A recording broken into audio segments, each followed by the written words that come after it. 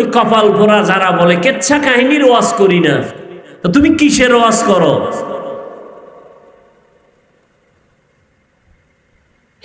পৃথিবীতে শ্রেষ্ঠ কিচ্ছা কাহিনীর কিতাবের নাম কোরআন। আসতে বলেন, কি গাঞ্জা খাইয়ে বলতেছি মনে হয়? হ্যাঁ, মনে হয় যে আবল তাবল বলতেছি না?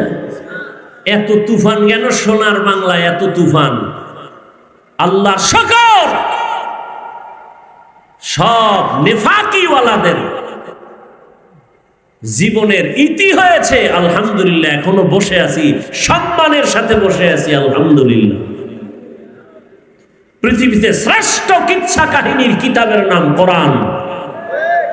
পৃথিবীর দ্বিতীয় শ্রেষ্ঠ কিচ্ছা কাহিনীর কিতাবের নাম হাদিস শরীফ। তুমি কি বুঝাতে চাও পাবলিক রে? কিচ্ছা কাহিনীর ওয়াজ করি না? 2000 আয়াত আছে কোরআনে, শুধু কিচ্ছা কাহিনী, কিচ্ছা কাহিনী। কত আয়াত? 2000। তুমি কি বুঝো? জাতিকে আর কি বুঝাতে চাও? এখানে অনেক তালিবুল ইলম উলামায়ে কেরাম বসে আছেন। কোরআন শরীফের মধ্যে বাঘের কেচ্ছা নাই? এই ছাত্ররা কহ, নাই?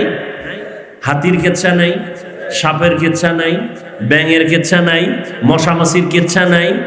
কি কয় বেঈমান?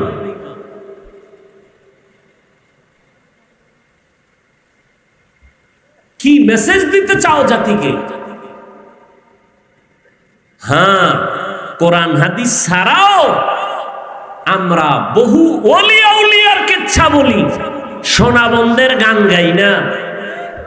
আমরা এমন ওলি আউলিয়াদের কেচ্ছা বলি যে কেচ্ছা বলার দ্বারা মানুষ জান্নাতের পথে আগায়, জাহান্নামের পথে যায় না। অসুবিধা কি?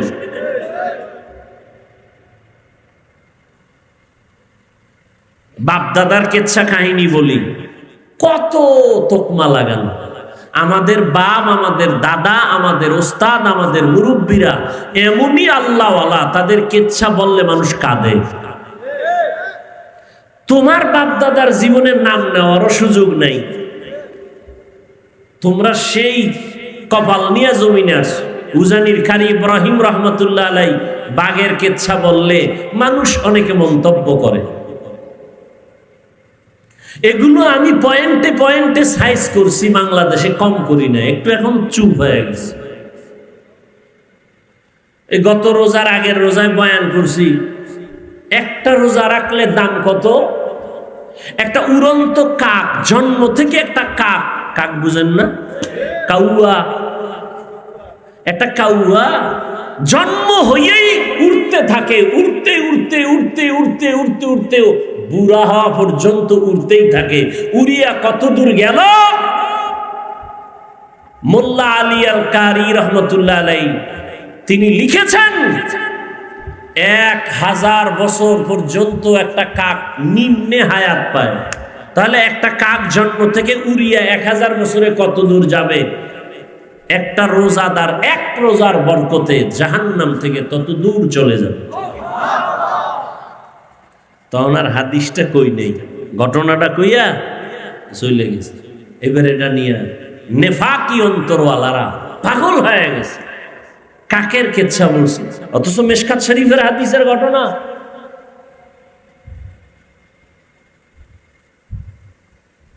আল্লাহ হেদায়েত দান করে। এখন বলি, কোন বাংলাদেশে বহস কইরা, তর্ক কইরা, এক জায়গায় বইয়া ডিভাইড কইরা, কোনদিন ডিভাইড করে সমাধানে আসে নাই। বাতিল আরো মজবুত, আমি জিততে গেছি। ও 13 বার ঠকলেও কয় জিততে গেছি। এরকম বেহায়ার সাথে আদরবালা তো কখনো যাবে না। যাদের লজ্জা নেই ওদের সাথে তো ভালো মানুষ আগাইতে পারে না। এই জন্য তর্ক নাই, বহাস নাই, কিচ্ছু নাই। আমি সারা বাংলাদেশে বলছি, উজানি নিয়ে প্রশ্ন, চরমনাই নিয়ে প্রশ্ন, তাবলিগ নিয়ে প্রশ্ন, দেওবন্দি নিয়ে প্রশ্ন, সব প্রশ্নের এক জবাব, অজে ব নিজেই জবাব পেয়ে যাবে। ব উজানির মাঠে এসে ব, কোনো প্রশ্ন করা লাগবে না। ও লাফায় কেন? প্রশ্ন তোকে করবো, তুই লাফাও কেন? ব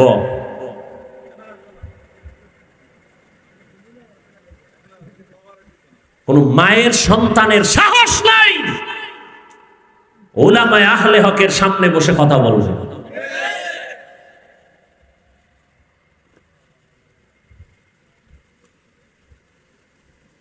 আল্লাহ হেদায়েত দান করুন। উজানি লাফায় কেন? তোমার প্রশ্ন। আর আমার প্রশ্ন তোমাকে, তুমি লাফাও না কেন? মোনাজাতে কান্দে কেন? প্রশ্ন তোমারে। এই কপাল পরা, তুই ময়দানে বসে কাঁদো না কেন? এটা তো কান্নার প্যান্ডেল, এটা তো হাসির প্যান্ডেল না। কাঁদো না কেন? আল্লাহর ওলিদের বয়ানে তোর হৃদয়টা কাঁপে না কেন? চোখে পানি আসে না কেন? উল্টা প্রশ্ন কেন? হাসির প্যান্ডেলে প্রশ্ন হাসে না কেন? কান্নার প্যান্ডেলে প্রশ্ন হবে কাঁদে না কেন? কাঁদে কেন? উল্টা প্রশ্ন কেন? তোমার অন্তর উল্টা হয়ে গেছে। কারণ এই যে ওয়াজে বসছে, ফজর নাই, জোহর নাই, আসর নাই, মাগরিব নাই, এশা নাই, ওয়াজে এসে জমায়ে গেছে। কি হবে এই ওয়াজ শুনে? وَأَمَّا مَنْ خَافَ مَقَامَ رَبِّهِ وَنَهَى النَّفْسَ عَنِ الْهَوَى فَإِنَّ الْجَنَّةَ هِيَ الْمَأْوَى। এ তাসবিহ পড়া যাবে না। আবু হুরায়রা রাদিয়াল্লাহু আনহুর হাদিস দেখলাম সেদিন।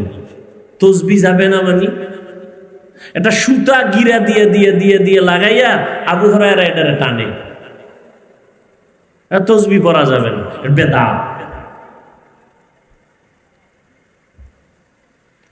যাই হোক, আমরা তর্ক যাই না, কারণ তর্ক না করার কারণে আমরা প্লাস পয়েন্টে আছি। তাবলীগ কমতেছে না বাড়তেছে? বলেন, আমাকে তর্কের দরকারটা কি?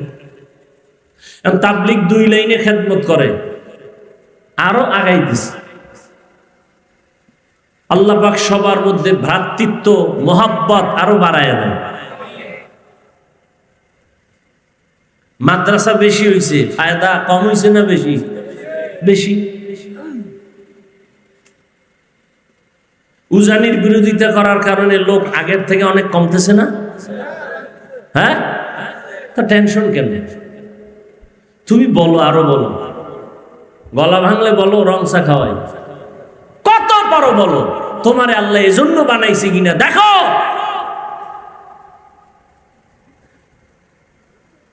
কওমি মাদ্রাসার বিরোধিতা করো, তারা বাড়ছে না কমছে? কওমি মাদ্রাসা আরো বাড়বে। বাংলাদেশের প্রত্যেকটা ঘর হবে এক একটা কওমি মাদ্রাসা। বলবেন কেন? বিরোধীদের বিরোধিতার কারণে। কারণ জোয়ারের পানিতে বাদ দিলে পানির শক্তি আরো বেড়ে যায়। সব কিছুর মূলে আল্লাহর ভয় নাই, এটাই আসল। আর এই ভয় আল্লাহর জাতের কসম, আল্লাহর ভয় অন্তরে ততক্ষণ পর্যন্ত আসবে না যতক্ষণ পর্যন্ত ওলিয়া উলিয়ার সোহবতে যাবে না। কোনো চালাকি চলবে না, ফাইনাল কথা। এজন্য তো আমি চ্যালেঞ্জ দিয়ে বলি, সারা বাংলাদেশে যারা ওলিয়া উলিয়া মানে না, এরা কোরআনও মানে না, বুখারী শরীফও মানে না, এরা ভণ্ড। এদের যারা ভণ্ড বলে না, তারাও ভণ্ড।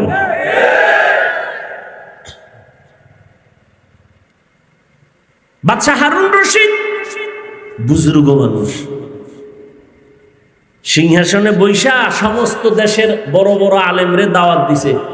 বলবো ঘটনাটা?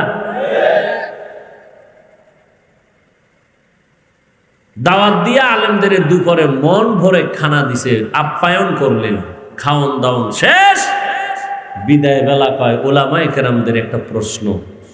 ওলামায়ে কেরামদের কাছে আমার প্রশ্ন হলো, আমি হারুন রশিদরে আপনারা চিনেন তো? সবাই বলে হ্যাঁ। আমাকে একটু বিদায় বেলা আপনাদের বলে যেতে হবে, আমি হারুন রশিদ, আপনারা যেহেতু চিনেন জানেন, বলে যান আমি জান্নাতি না জাহান্নামী।